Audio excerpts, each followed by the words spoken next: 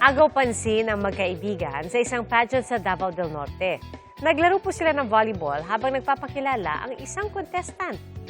Ating saksihan.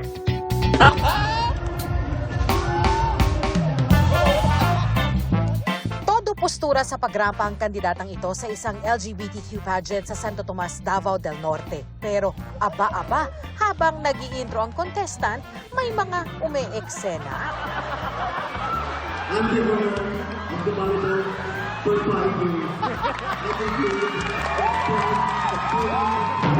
Dalawang volleyball player ang biglang pumasok at naglaro sa stage habang nagsasalita ang contestant. May pa-dive pa para ma-save ang bola.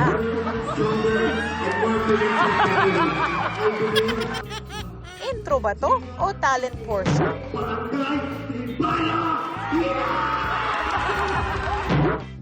Yan ang paandar ng magkaibigang volleyball player na sina Joel, Mark, Shandy at Jonard.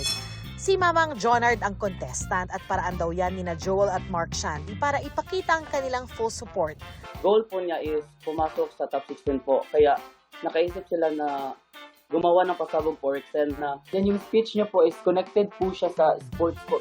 Kaya yun po yung naisip na paraan po. Mag-volleyball po sa likod para may pasabog po. Para siya lang po yung, yung maiba po sa ibang candidate.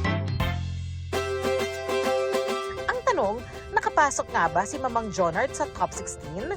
So, nag-expect na po yung mga tao po na papasok siya sa top 15 kasi naghiyawan talaga lahat ng tao. Like, yung crowd po is pasabog po talaga.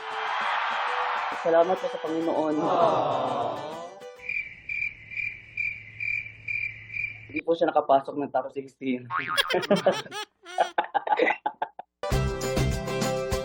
Hindi man pinalad sa kompetisyon, good sport daw si Mamang ayon sa kanyang mga kaibigan. Hindi naman po niya goal yung manalo po doon. Gusto lang po niyang enjoy. Mag-enjoy po. Kung sasali raw ulit ang kanilang kaibigan sa pageant, ay ready to fight din ang kanyang volleyball friends. At ang kanilang payo, So kaya kung yung mga iba dyan, supportaan niyo yung friends niyo kasi hindi niyo alam nakakatulong din kayo sa kanila. ako si Darlene Kayang inyong saksi.